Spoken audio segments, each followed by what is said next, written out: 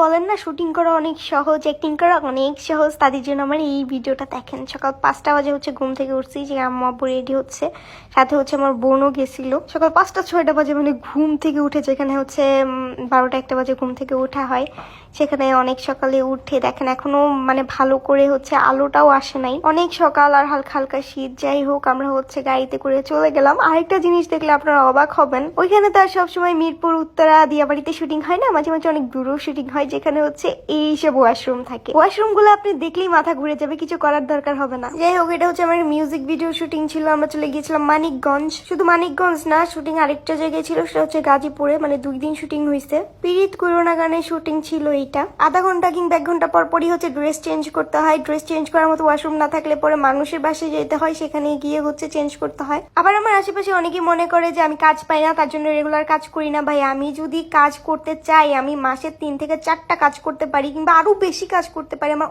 অনেক জায়গা থেকে অনেক ভালো ভালো কাজ আসে, অনেক ভালো ভালো ডিরেক্টররা নক দেয়। আমি জানি না কেন, আমার অ্যাক্টিংও ভালো না, আমার চেহারাও ভালো না, কোনো কিছু ভালো না, তারপর আমার অনেক ভালো ভালো জায়গা থেকে অফার আসে। এই দেখো, এই গানের শুটিংটা আমি একটানা 2 দিন করছি, তারপরে থেকেই আমি অসুস্থ। মানে সারাদিন কাজ করতে হয় খেয়ে না খেয়ে, যেগুলো আমার পক্ষে সবসময় সম্ভব হয়ে উঠবে না। বা ধরো আমি যেসব জায়গা চিনি না, কিংবা ওইখানের জন্য আমি পারফেক্ট না, সেখানে তো আমি যাব না। কাজ করলে তো অনেক কাজই করা যায়, অনেক লেম কাজও করা যায়। অনেককে দেখি একটানা কাজ করে, সেই গানটা কেমন, নায়ক কে, কে কি, মানে কিচ্ছু দেখার দরকার নেই। যাই হোক, আমি আমারটা বুঝি, কোথায় কি কাজ করতে হবে, কি কোনটা করতে হবে, সেটা আমি খুব ভালো করেই বুঝি। আশেপাশে কিছু মানুষ আর কি মানে কিছু কথা বলে, ছোট না তো, অনেক কথাই হচ্ছে বুঝি, যে হচ্ছে কাজ পায় না, রেগুলার কেন কাজ করে না, বা রেগুলার কাজ করলেও তাদের সমস্যা হয়ে যাবে, রেগুলার হচ্ছে মিডিয়াতে থাকে, হ্যান ত্যান কত কিছু বলবে, কি বলবো মানুষের কথা। যাই হোক, আমি কিন্তু মাঝে মাঝে হচ্ছে একটা মিউজিক ভিডিও কিংবা নাটক যদি ভালো, একদমই ভালো মনে হয় যে না, জায়গাটা আমার জন্য পারফেক্ট, কিংবা এটা আমি পারবো, তখন হচ্ছে আমি করবো। একদমই কাজ করবো না, ব্যাপারটা কিন্তু এরকম না।